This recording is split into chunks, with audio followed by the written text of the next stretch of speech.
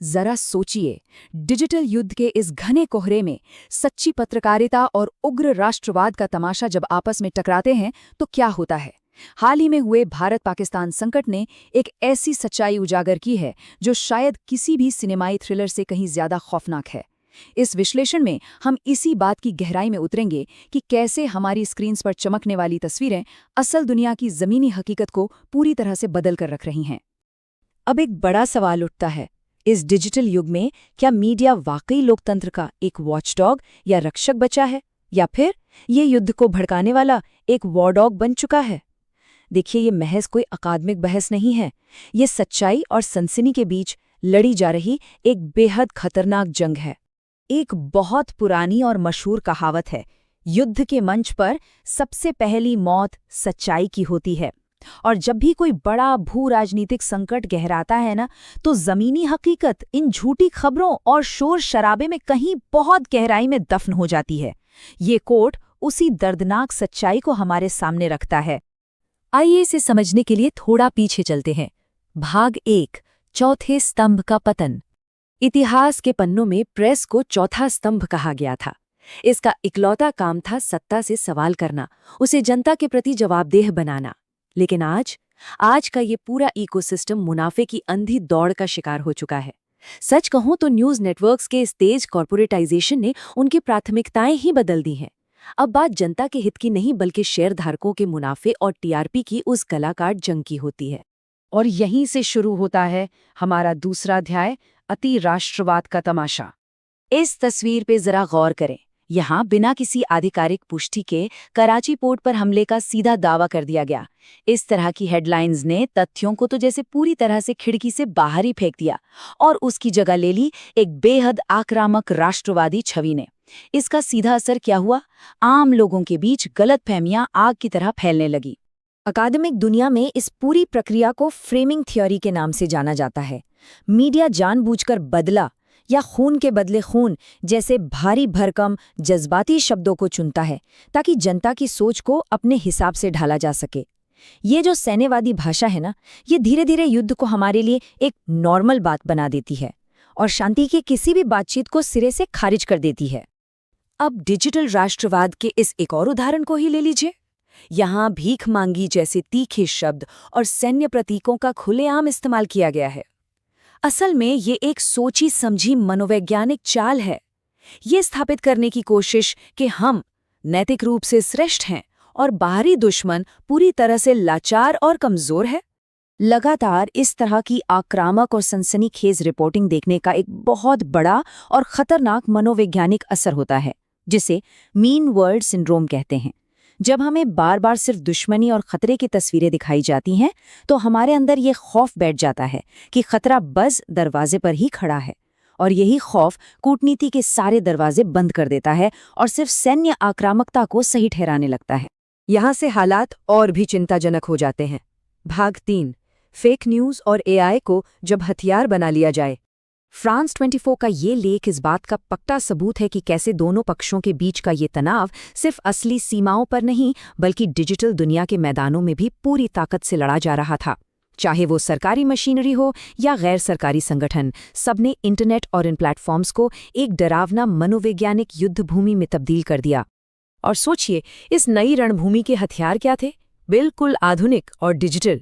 मनगढ़ंत video, राजनेताओं की आवाज़ के साथ छेड़छाड़, बहुत ही असली लगने वाले डीप फेक्स और यहाँ तक कि CNN जैसे बड़े अंतर्राष्ट्रीय न्यूज़ चैनलों के नकली लोगों का इस्तेमाल। इस झूठे और मनगढ़ंत कंटेंट की जो सुनामी आई ना, उसने दुश्मनी की आग में घी डालने का काम किया और लोगों की भावनाओं को चरम पर पहुंचा दिया। लेकिन ऐसा नहीं है कि सब कुछ अंधकार में था। ऑल्ट न्यूज़ और बूम जैसे स्वतंत्र फैक्ट चेकर्स ने इस कोहरे को चीरने की एक अहम कोशिश की। वो वायरल वीडियोस से ऑडियो निकालते हैं, उसे डीप फेकोमीटर जैसे एडवांस्ड टूल्स पर चेक करते हैं और फिर जाकर सच्चाई दुनिया के सामने लाते हैं। असल में ये नैतिक पत्रकारिता और इस तरह के रणनीतिक दुष्प्रचार के बीच की एक बहुत ही ज़रूरी लड़ाई थी। अब जरा स्क्रीन से नज़र हटा के ज़मीनी हकीकत देखते हैं। भाग 4, बयानबाजी से परे की असलियत। यहाँ आकर दो बिल्कुल अलग विचारधाराएं आमने सामने खड़ी हो जाती हैं। एक तरफ है वॉर जर्नलिज्म, जो बेहद सनसनीखेज है, भावनाओं को भड़काता है, जिसे ज्यादातर ऑनलाइन प्लेटफॉर्म्स ने अपना लिया है। और दूसरी तरफ है पीस जर्नलिज्म, जो पूरी तरह से तथ्यात्मक है, संतुलित है और हालात को शांत करने पर जोर देता है। ये कितनी बड़ी विडंबना है कि जब हमारी डिजिटल दुनिया युद्ध के लिए शोर मचा रही थी, तब जमीनी कूटनीति को सबसे ज्यादा शांति की ही जरूरत थी। इस संतुलित रिपोर्टिंग का एक बहुत ही दुर्लभ और बेहतरीन उदाहरण द गार्जियन की ये रिपोर्ट है। उन्होंने भड़काऊ भाषा से पूरी तरह से किनारा कर लिया और सिर्फ सत्यापित जानकारियों और आधिकारिक बयानों पर ही अपना फोकस रखा। ये साफ दिखाता है कि चाहे संकट कितना भी गहरा क्यों न हो, अंतर्राष्ट्रीय मीडिया के कुछ हिस्सों ने संयम का दामन नहीं छोड़ा। और मज़ेदार बात यह है कि इसी संयमित रिपोर्टिंग ने एक बहुत बड़े सच से पर्दा उठाया। इस लेख के मुताबिक बैक चैनल कूटनीति ही वो चीज़ थी जिसने दोनों देशों को एक भयानक युद्ध से बचा लिया।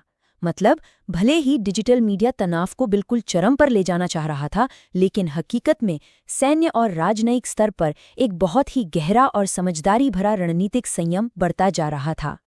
और अब बात करते हैं इंसानियत की। भाग 5, मानवीय विरोधाभास। अरब सागर की इस टाइमलाइन को देखिए, ये पूरी तरह से एक अलग ही कहानी सुना रही है। भारतीय जहाज MV गौतम में बीच समंदर एक तकनीकी खराबी आ जाती है। मुंबई का समुद्री बचाव केंद्र मदद की गुहार लगाता है, और जानते हैं जवाब में क्या होता है? बिना एक भी पल की राजनीतिक देरी के पाकिस्तान की मैरीटाइम सिक्योरिटी एजेंसी तुरंत अपना बचाव अभियान शुरू कर देती है। इस अभियान में 6 भारतीयों और एक इंडोनेशियाई नागरिक की जान सुरक्षित बचा ली जाती है। तो सोचिए, जहां एक तरफ हमारे डिजिटल एल्गोरिदम खून और युद्ध की मांग कर रहे थे, वहीं दूसरी तरफ असल जिंदगी में इंसानियत और सहयोग का एक बेहतरीन उदाहरण पेश किया जा रहा था। ये विरोधाभास हमें एक पल रुककर सोचने पर मजबूर कर देता है ना?